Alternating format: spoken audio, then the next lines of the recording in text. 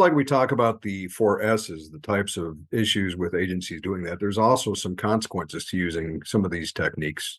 And we call those the four L consequences. And again, because there's four different L words that describe what agencies can experience. When it comes to that subject matter expert, when they walk out the door, the L there is that loss of institutional knowledge.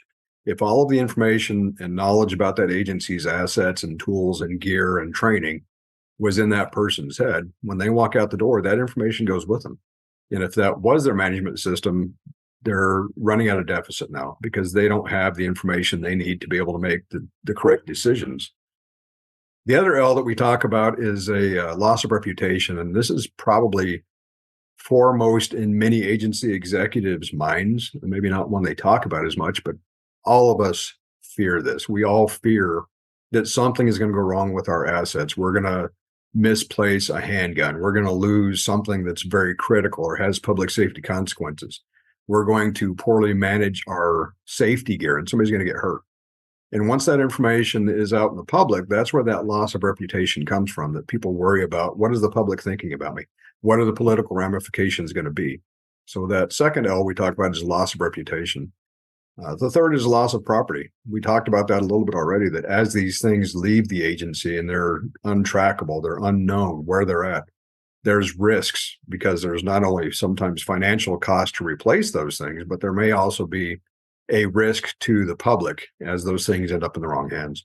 So that loss of property, it can have multifaceted impact on an agency.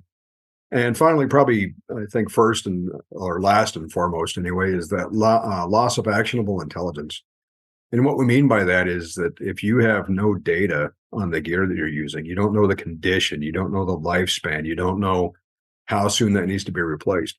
If you don't have that information, how do you have a hope of actually having an intelligent budget projection or an intelligent process to know when things need to be replaced or how many you have on hand or whatever the case it is that makes you accountable and financially savvy with this stuff. And if you don't have that information, you're not going to be able to do that effectively. It's going to be one more place that you spin your wheels and chase your tail and really lose time and lose efficiency. So loss of actionable intelligence can have some long range consequences of those four L's.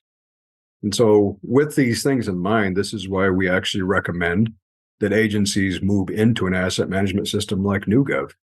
Our system is designed to overcome many of these things, actually all of these things, and do it in a cost-effective and easy manner.